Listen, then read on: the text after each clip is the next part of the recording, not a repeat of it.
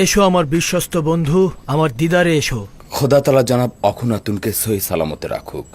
মহামান্য বাদশার ফরমান পালনের অপেক্ষায় রয়েছি। কোন বাচ্চা? বোঝা তো খোদাবান তোমার কাঁধেই তুলে দিয়েছে, আমার কাঁধে তো নয়। তার প্রকৃত বাদশা তো তুমি। তিনি তোমাকে মিশরের জনগণের নাজাতের জন্য পাঠিয়েছেন। তো প্রিয় ইরানুস, কেমন আছো? শুক্রিয়া আলী জনাব, খোশামদিদ। জনাব ইউজারসিফ দেখছি কাউকেই ভোলেননি, সবাইকেই মনে রেখেছেন। ভুলে যাওয়া আমার রীতি নয়। আপনাদের নিকট হাজির হয়েছে এ কারণেই, রাজ্যের বর্তমান বিষয়াদি নিয়ে আপনার সঙ্গে আলোচনা করতে চাই। হয়তো মিশরের 7 বছর দুর্ভিক্ষ ও গমগুদাম জাতকরণের বিষয়ে কথা বলবে, কিংবা হয়তো কৃষক ও সহায় সম্বলহীনদের বিষয়ে, অথবা খাদেম ও তাদের স্বেচ্ছাচারিতা বিষয়ে। এই খাদেমের উপরে যে সমস্ত দায়িত্ব অর্পণ করা হয়েছে তার বাইরে তো আমার কোনো কাজ নেই। নিঃসন্দেহে আমার নিকট এটা গুরুত্বপূর্ণ। অন্য সময়ের জন্য মিশরের অব্যাহত কাজগুলো বাকি থাকুক। আজ এক ভিন্ন খোয়াব দেখেছি তোমার জন্য আমি। কিন্তু গুদাম তৈরি এবং গম গুদামজাতকরণ এবং ইবাদতখানার খাদেমদের চক্রান্ত বিষয়ে আমার কিছু বলার ছিল। আমার বিশ্বাস তোমার মন্ত্রণালয় সম্পর্কে যেমন অভিজ্ঞতা আছে, তদ্রূপ খাদেম ও তাদের চক্রান্তের ব্যাপারেও। পরবর্তীতে এইসব বিষয়ে কথা বলবো। আপনি বরং আমুন ও তার খাদেমদের বিষয়ে পরিকল্পনা করুন, আর আমরা আপনার জন্য পরিকল্পনা করছি। শুধু শুধু চিন্তা করে মাথা ভারী করবেন না। আমরা সিদ্ধান্ত নিয়েছি তোমার এই একাকিত্ব ও চিরকুমারত্বের অবসান ঘটাবো। তার মানে আসল কথা হচ্ছে এই, আমি এখন পর্যন্ত আমার বিয়ে নিয়ে কিছু ভাবিনি। আমি তোমার কাছে প্রস্তাব করছি, এখন থেকে তুমি এই বিষয় নিয়ে ভাবা শুরু করবে। একাত্মবাদী খোদার ইবাদতকারী আতুনের ইবাদতখানার মহান খাদেম কনুসাসের এক সুন্দরী কন্যা রয়েছে, তার নাম ওয়াসানাত। তাহলে বান্দাকে মেনফিস থেকে তলব করার এই কারণ।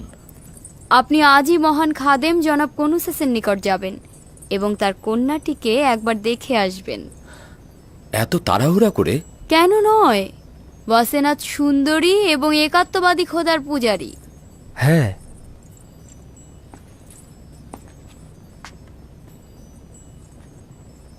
তোমার যত দ্রুত সম্ভব বিবাহ করা উচিত। এটি হুকুমতের আদেশ এবং এটা তোমার আমল করা উচিত। অবশ্যই আলী জনাব, আমল করব।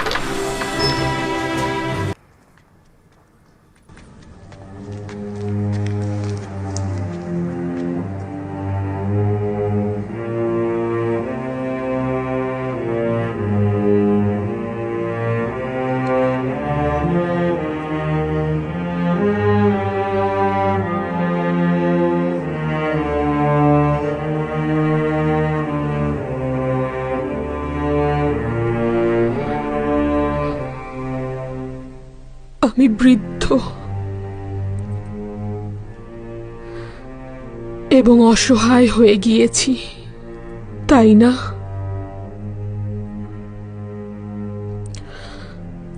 চেহারা এবং কপালের বলিরেখা কুৎসিত দেখাচ্ছে, তাই না? কিন্তু বানু, আপনার চেহারা আভিজাত্য আর আকর্ষণীয়তা এখনো রয়েছে।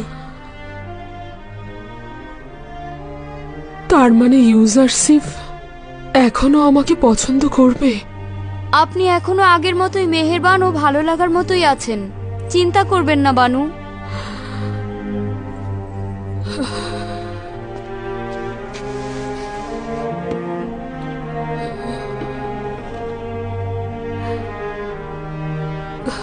না, ইউজারসিফ অত্যন্ত সুদর্শন জওয়ান। আমার দিকে দৃষ্টি দেবে না। 15 বছর কান্নাকাটি আহাজারি করলে পাথরও গলে যায়, কিন্তু আপনি তো আপনার জীবন যৌবন সব দিয়ে দিলেন। আমি শুধু আমার যৌবনই তার জন্য বিসর্জন দিয়েছি। হায় আফসোস, যদি আমার জানটাও তার জন্য বিলিয়ে দিতে পারতাম। আমি যন্ত্রণা পাচ্ছি এ কারণেই যে সে জানে না তার বিরহে আমি কতটা কাতর। যদি সে জানতো, যদি জানতো।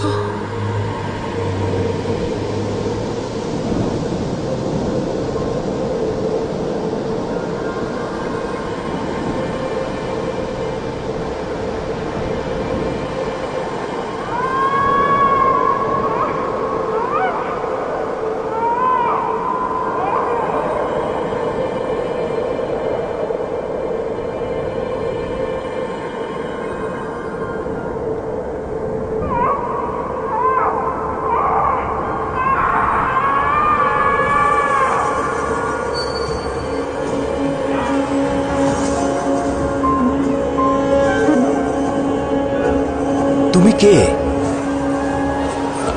আর আমার কাছে কি চাও?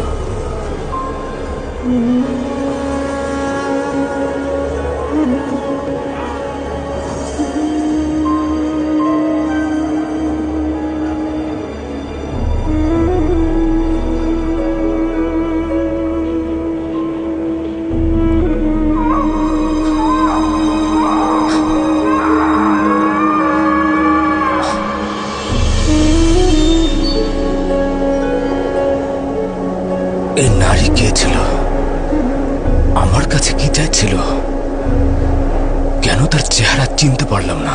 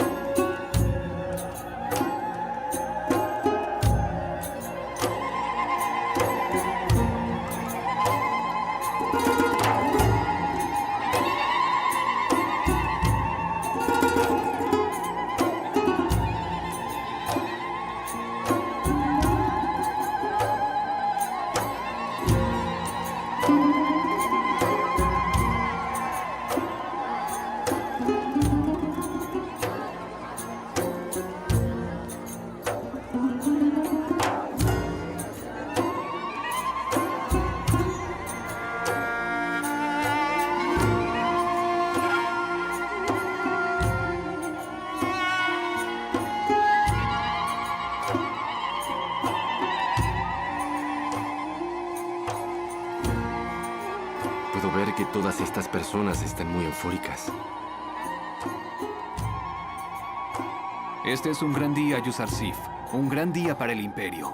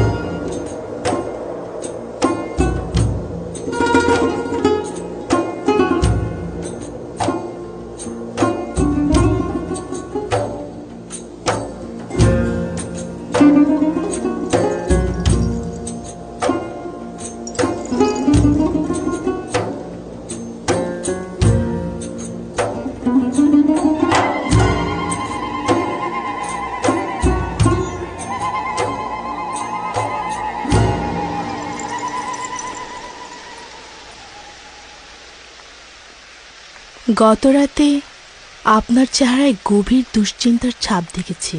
এরকম দুশ্চিন্তার কারণটা কি জানতে পারি? আব্বাজানের কাছ থেকে দূরে থাকার দুশ্চিন্তা। আফসোস, তাকে যদি কাছে রাখতে পারতাম। 30 বছরের মতো হলো আমি তার কাছ থেকে দূরে রয়েছি। প্রতি মুহূর্তে তার জন্য আমার রুহু কাঁদে। উনি কোথায় আছেন? কেন তার দিদারে যাচ্ছেন না? অথবা নিজের কাছে কেন নিয়ে আসছেন না? আমরা কেনানের অধিবাসী। এখান থেকে 1 মাসের দূরত্ব। অসংখ্যবার চেয়েছি তার দিদারে যাব অথবা আমার অবস্থান সম্পর্কে তাকে জানাবো, কিন্তু এখন পর্যন্ত জামানা পৌঁছেনি। মিশরের জনগণের এখনো আমাকে দরকার। এখনো তাদের মৃত্যু পরিমাণ বিপদ রয়েছে।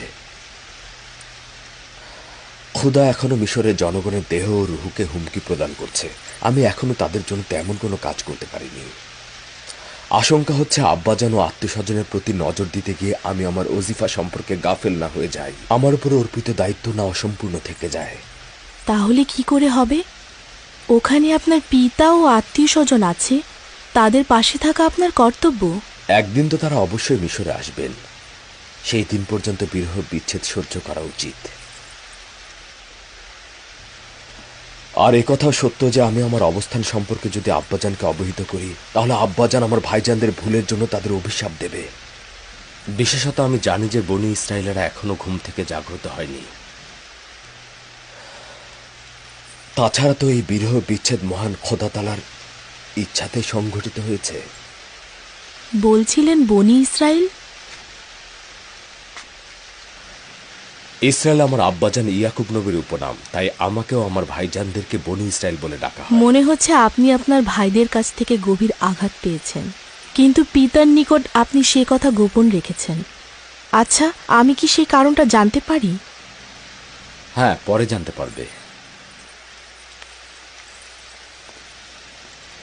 আমি জানি আপনারা পুরুষ মানুষ আপনাদের বুকের মধ্যে সিন্ধুকের মতো করে রহস্য লুকিয়ে রাখেন, ফাঁস করতে চান না। আমি অযথা সওয়াল করার জন্য ক্ষমা চাইছি। প্রতিটি রহস্যই একদিন না একদিন প্রকাশ পায়, তাই সময় মতো সবকিছুই জানতে পারবে।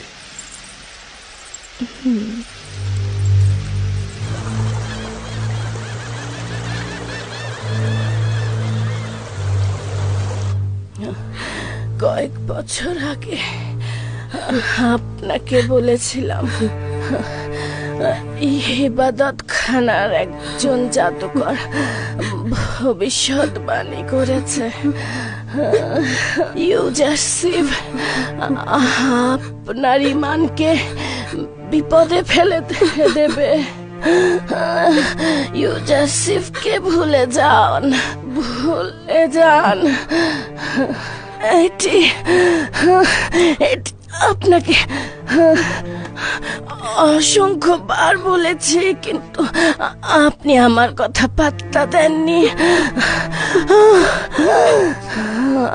আমার কথা শোনেননি। নিজের জিন্দেগি ইউজাসিফের জন্য অযথা ব্যয় করছেন।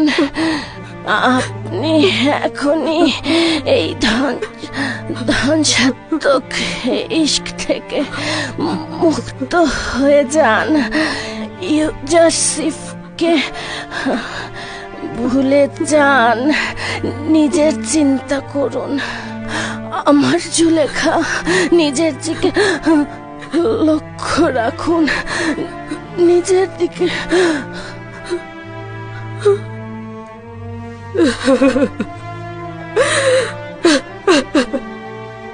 আমাকে একা করে দিয়ে তুমি চলে গেলে। তুমি আমার পরম সত্যবাদী বন্ধু ছিলে, আমার খাদেম ছিলে, আমার মাতা ছিলে তুমি। এখন আমি আমার কষ্টগুলো কার কাছে বলবো? খোদার অনেক দোহাই বানু, শান্ত হন। তুমি সর্বদাই আমার ছায়া সঙ্গী ছিলে, এখন আমি ছায়াহীন হয়ে গেলাম। ধৈর্য ধারণ করুন বানু, আপনার শরীরের অবস্থা ভালো নয়। ইউজারশিপের বিচ্ছেদ বেদনা কি আমার কম ছিল যে তোমাকেও চলে যেতে হলো? খোদাগণ, তোমরা কোথায় আছো? কেন তোমরা কারিম আমার থেকেও বেশি মৃত? এত নিশ্চুপ কি করে থাকছো? কেন আমার ব্যথা বেদনা আরো বাড়িয়ে দিচ্ছ? যাও, কারিম আমার কফিন প্রস্তুত করো। আমি কি করে সহ্য করব?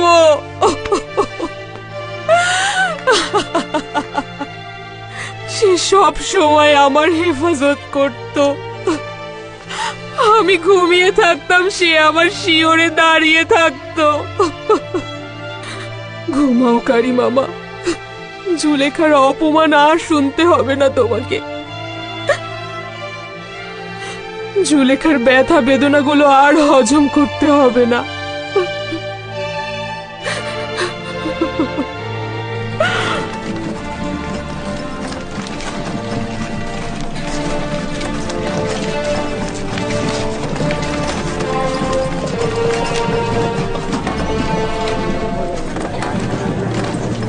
আচ্ছা, এই কফিনটি কার? কারিম আমার। বেচারা কারিম মামা, কি কষ্টই না পেয়েছে। তিনি জুলেখার রাজমহলের প্রধান ছিলেন, কি শান শওকতি না ছিল তার।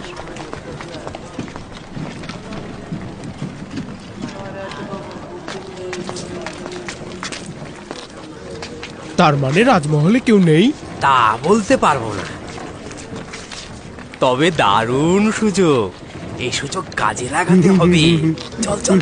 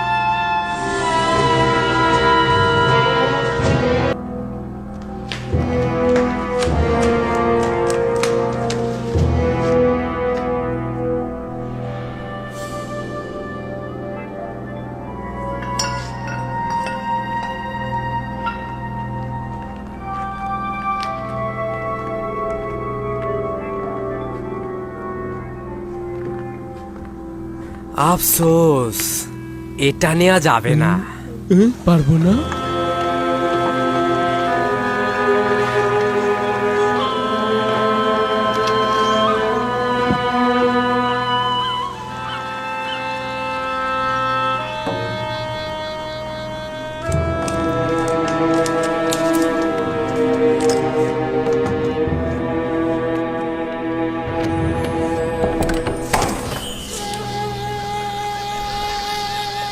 তোমরা ফিরে যাও, রাজমহল ফাঁকা।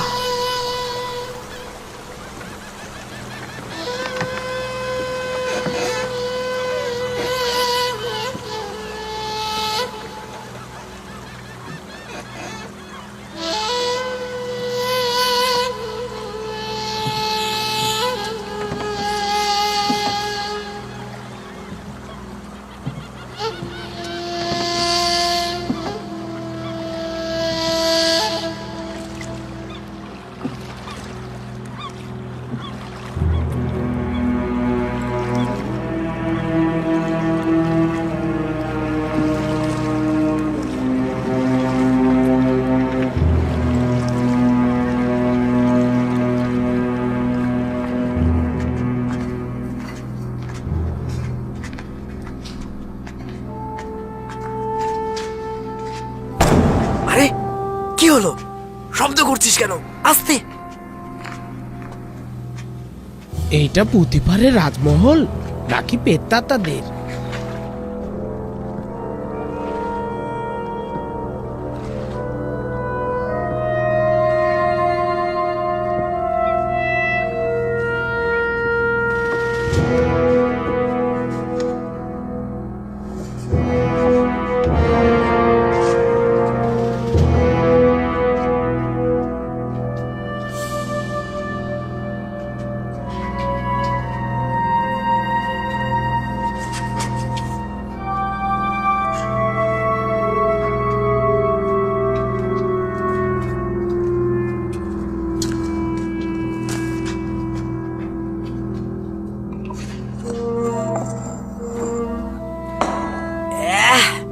খালি মাকড়সার জাল আর মাকড়সার জাল।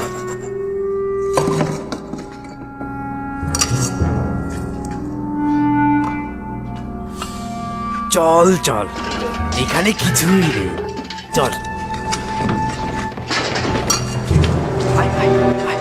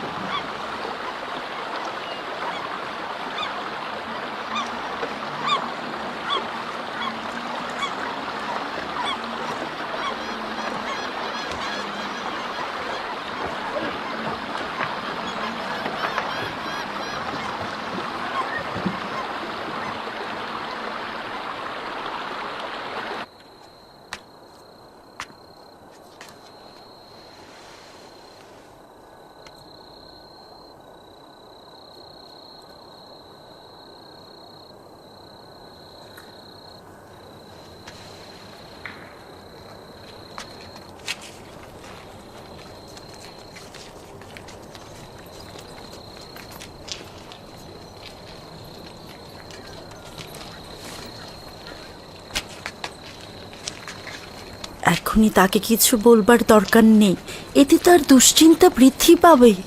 যদি পরে বুঝতে পারে আমাদের বিপদে পড়ার সম্ভাবনা আছে।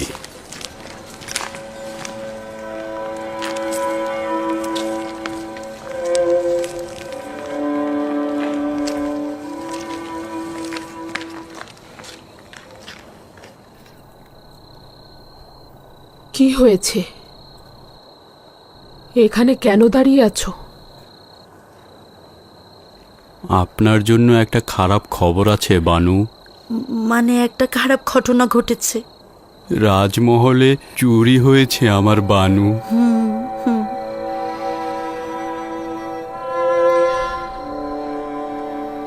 কোনো নতুন খবর নয়, চুরি তো হয়েই যাচ্ছে।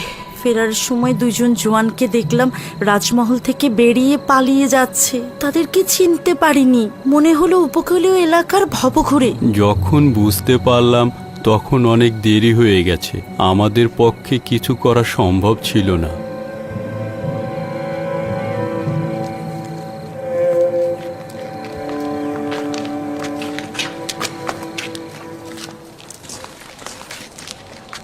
আমাদের একজনের উচিত ছিল রাজমহলে থাকা। হ্যাঁ, এই জায়গাটা খালি রাখা একদম উচিত হয়নি।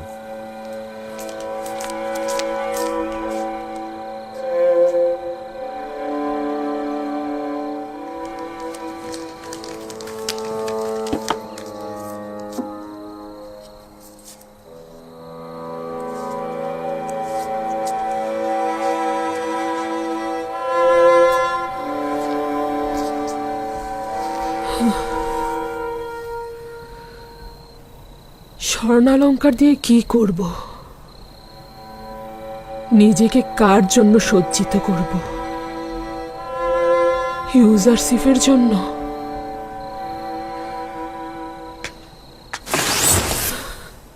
কেন সাহায্য করছো না? তুমি কি মিশরের মহান খোদা আমুন নও? আমি কি তোমার ইবাদতখানার ইলাহি নই?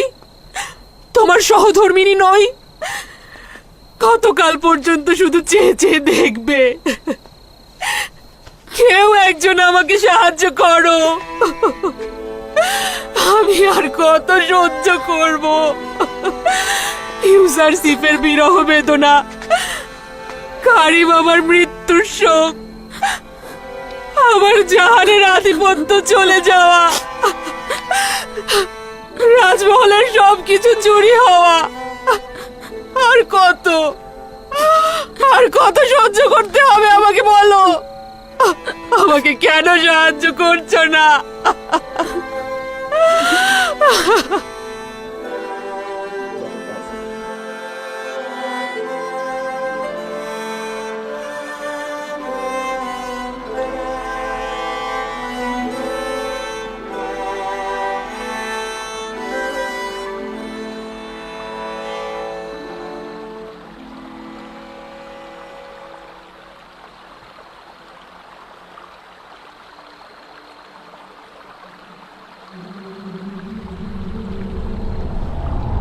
ইউজারশিপ,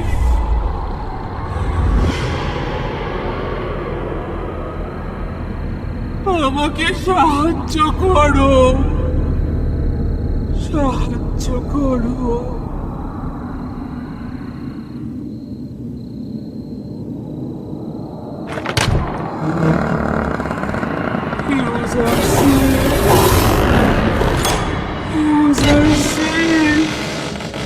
আমাকে সাহায্য করো, সাহায্য করো। তোমার নাম কি? কেন কথা বলছো না?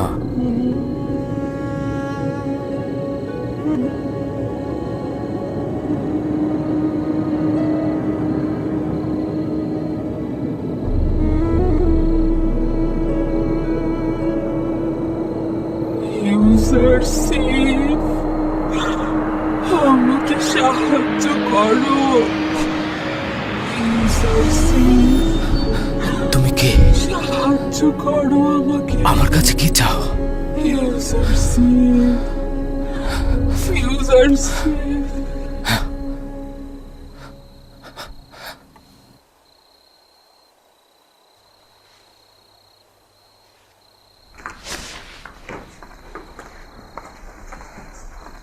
কি হয়েছে খোদার নবী?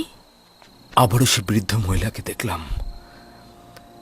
সে আমার কাছে সাহায্য চাইছে, কিন্তু জানি না সে কে, জানি না কোথায় তাকে খুঁজে পাবো। খোদার নবীর খোয়াবের রহস্য তো গোপন থাকার কথা নয়। আমার মনে হচ্ছে যদি আপনি সেই বৃদ্ধ মহিলার চেহারা চিনতে সক্ষম না হন, তাহলে তা অবশ্যই মঙ্গলজনক নয়। সে আমার কাছে সাহায্য চাইছিল, আমার দিকে তার হাত প্রসারিত করছিল। যদি তিনি অভাবী হতেন, তাহলে খোদা তাআলা অবশ্যই আপনাকে পথ বলে দিতেন।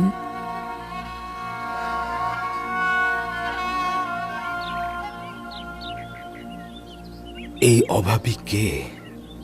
কোথাকার অধিবাসী? কোন শহরের?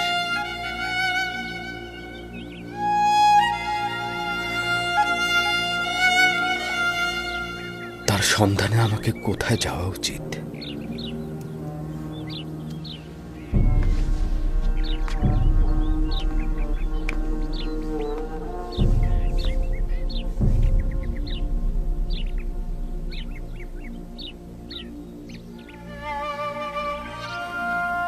হে খোদা তাআলা, না জানি এ বেখবর থাকা অপরাধ হিসেবে পরিগণিত হয়, আর এই অপরাধে হতে পারে তুমি আমার উপর নারাজি হবে।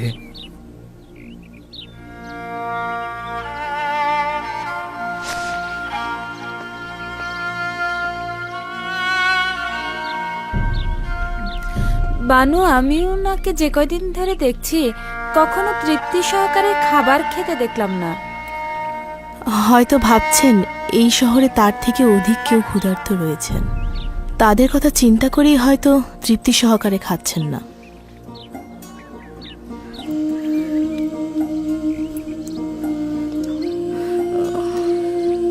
বানু, বানু কি হয়েছে আপনার? বানু, আলী জনাব, কি হয়েছে? মনে হয় সময় হয়ে গেছে।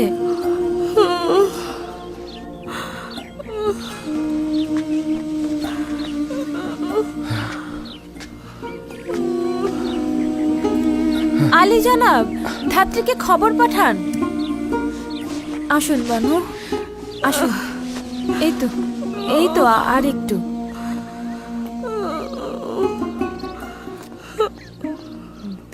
বসুন এখানে। এই তো, বসুন বসুন বানু, এখনই ধাত্রী চলে আসবে।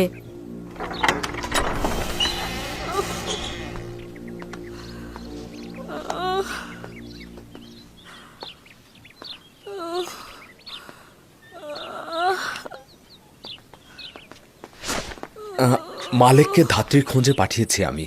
ওয়াসেনাদের এখন অবস্থা কেমন? ব্যথায় একেবারে কুকড়ে যাচ্ছে। এখনই ধাত্রী চলে আসবে। তুমি এক কাজ করো, কিছু গরম পানির ব্যবস্থা করো।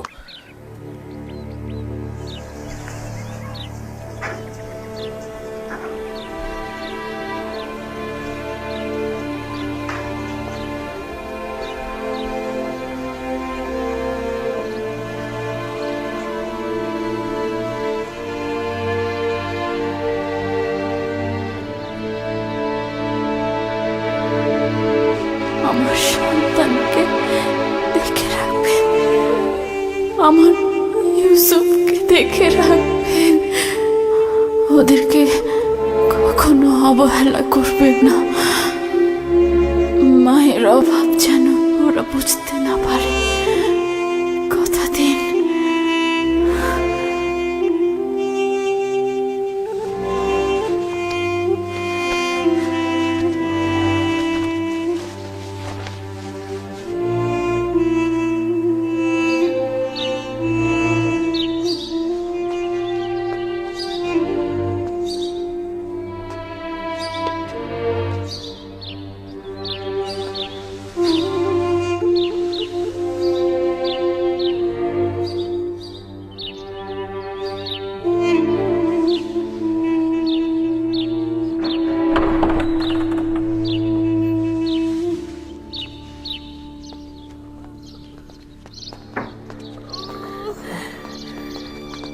দরুদ আজ যে মিশর হাকিম ইউজারসিফ। খোদাবন্দের দরুদ আপনার উপরে। হ্যাঁ, চিন্তা করবেন না, আমার উপরে বিশ্বাস রাখুন।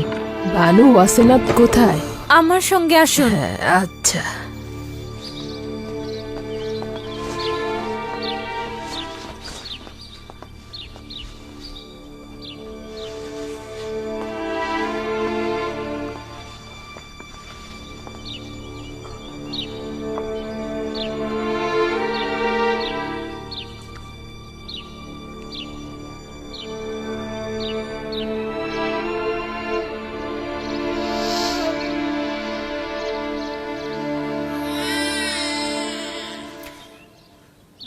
আলী জনাব, আপনি কন্যা সন্তানের জনক হয়েছেন।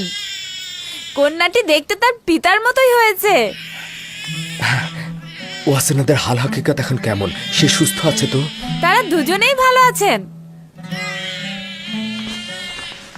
বিশ্বাসীর গৃহে তার কদম মোবারক হোক।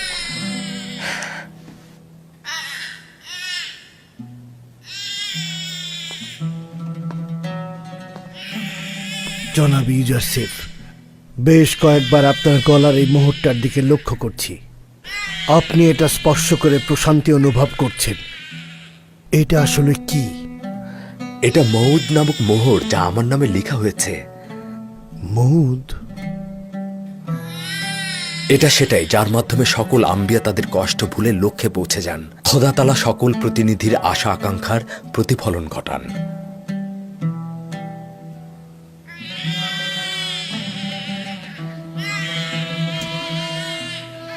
আফসোস, যদি আব্বাজান থাকতো, আমার প্রথম সন্তান তার দোয়া পেত।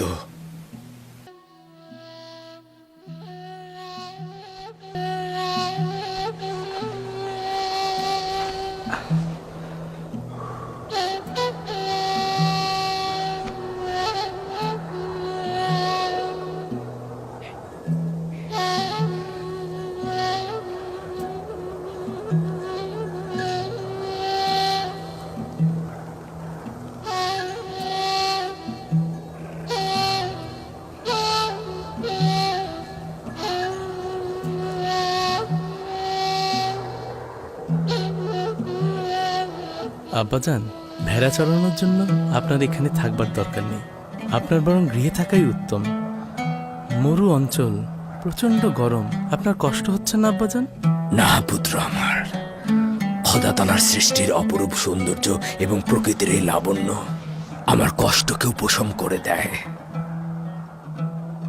আজ আপনাকে খুব আনন্দিত দেখাচ্ছে। হ্যাঁ আমার পুত্র, তবে জানি না আমি কেন মনে হচ্ছে আজ ইউসুফ আমার মতোই আনন্দিত।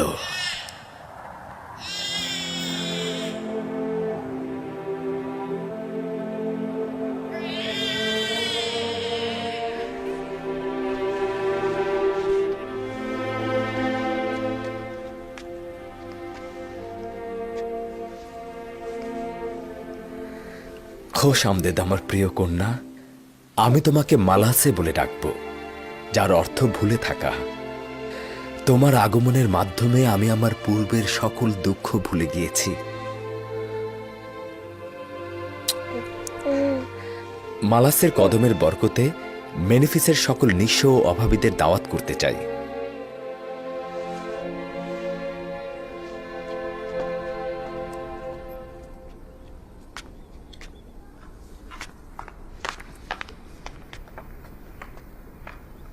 তমা, আমি তিয়ামেনি বানু।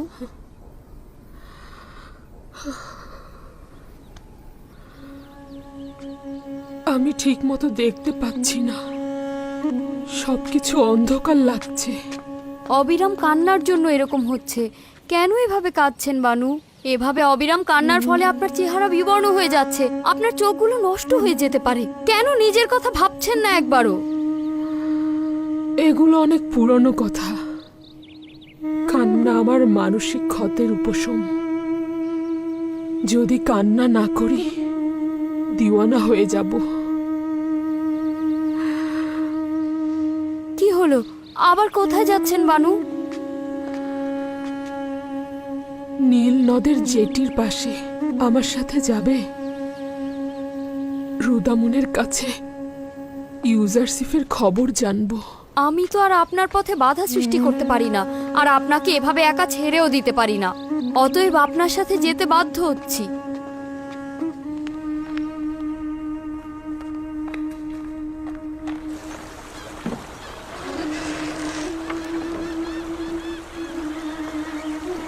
দরুদ বানু জুলেখা।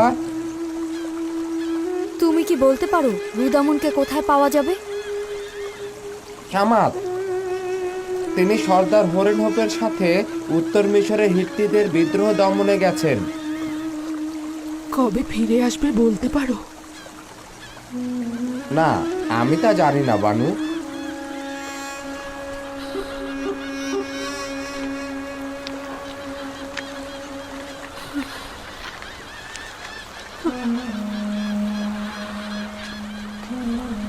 বানু, এখান থেকে উঠে পড়ুন। এভাবে বসে থাকা ঠিক হচ্ছে না। আপনাকে এখানে তো সবাই চেনে। আমার সম্মানহানির ভয় পাচ্ছ?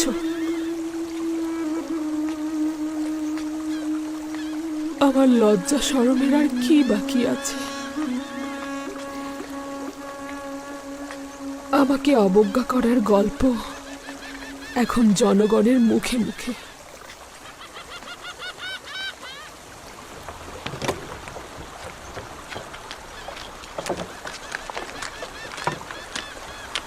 জুলেখা ইউজারশিপের প্রেমে দিশেহারা হয়ে দেওয়ানা হয়েছে। যদি ইউজারশিপের কোনো খবর তাকে দেই, তাহলে ভালো পুরস্কারও পাওয়া যাবে।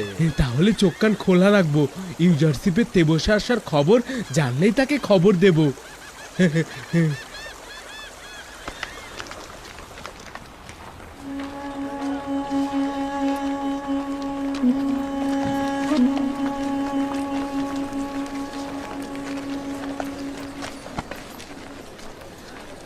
বেচারা জুলেখা। কেউ কি বিশ্বাস করবে মিশরের একসময় সেরা সুন্দরী আজ এই অবস্থা? ইউজারসিফের প্রতি ইশকেই তার এই অবস্থা। আচ্ছা, সে কি জানে ইউজারসিফ বিবাহ করেছে? চুপ, আশা করি যেন কখনোই না জানতে পারি। এই মানসিক যন্ত্রণা সে সহ্য করতে পারবে না। আমার মনে হয় জানে, আর সে কারণেই তার এই অবস্থা। যদি জুলেখা তার বয়সের পার্থক্যটা বুঝতে পারতো তাহলে এই অবস্থা হতো না।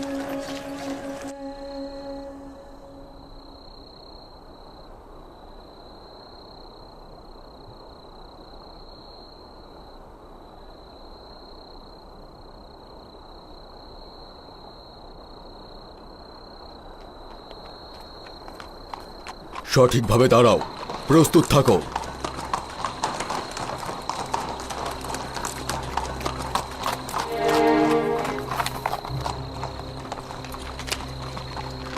বাদশাহ রাজমহলের যোগ্য সেনা কর্মকর্তা কেমন আছে? শুক্রিয়া আলী জনাব। আমার সঙ্গে এসো।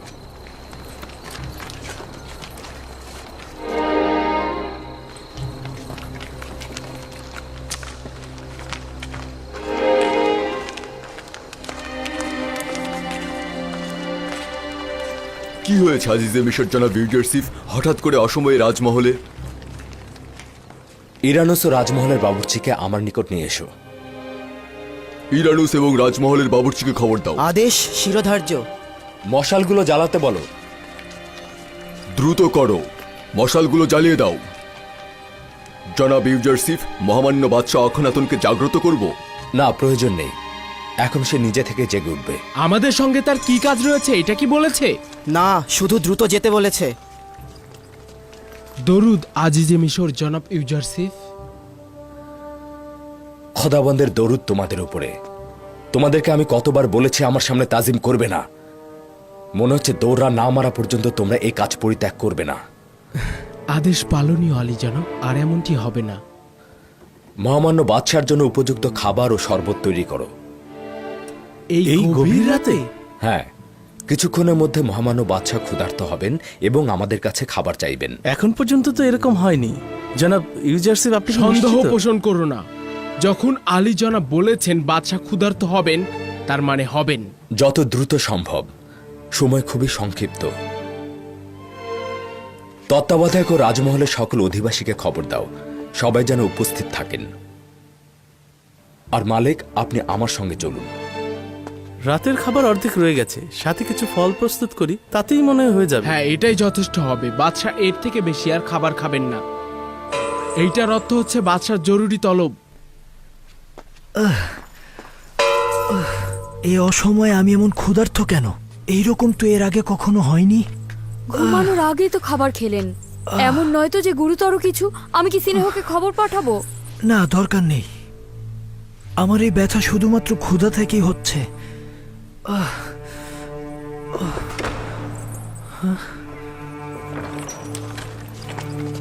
দরুদ মিশরের মহামান্য বাদশাহ ও বানু নিফারতিতি। আজিজে মিশর, এখানে কি করছো? তুমি কখন এসেছো?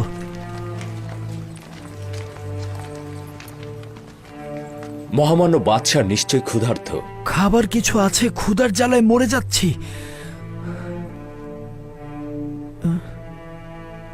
তুমি কি করে জানলে? আজ রাত থেকেই দুর্ভিক্ষে সেই 7 বছর শুরু হতে চলেছে, আর সেটা প্রথম মহামান্য বাদশার ক্ষুধার নিশানার মধ্য দিয়ে শুরু হতে যাচ্ছে। আপনি কোথা থেকে জানতে পারলেন?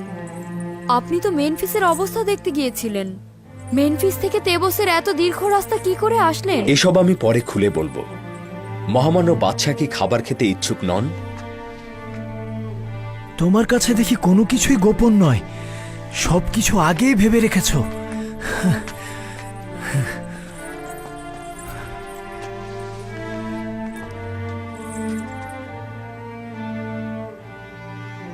আজ রাত থেকে মিশরে 7 বছরের দুর্ভিক্ষ শুরু হলো। আগামীকাল থেকে মিশরের জনগণের জীবনযাপনের ব্যয় কমিয়ে আনা উচিত। আর আমি এই খবরটি দেবার জন্য আপনার নিকট এসেছি। তোমার যে পদক্ষেপ গ্রহণ করা উচিত তুমি সেটা করতে পারো। মহান খোদা তাআলার নিকট এই বিপদ থেকে উত্তরণের জন্য সাহায্য চাইছি, যেন এই ভয়াবহ দুর্ভিক্ষ সর্বোত্তম উপায়ে মোকাবেলা করতে পারি।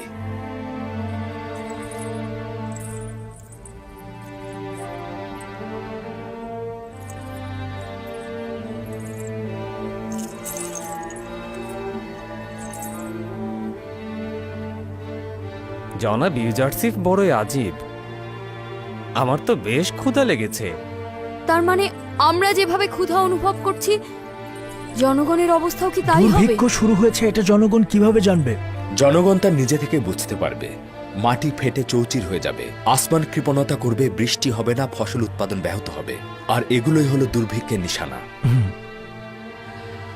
যে সকল কৃষক গম হস্তান্তর করতে আসবে তাদেরকে বলবে শুধু খাবারের জন্য গম সংরক্ষণ রাখতে, কৃষিকাজের জন্য বীজ সংরক্ষণের প্রয়োজন নেই এখন।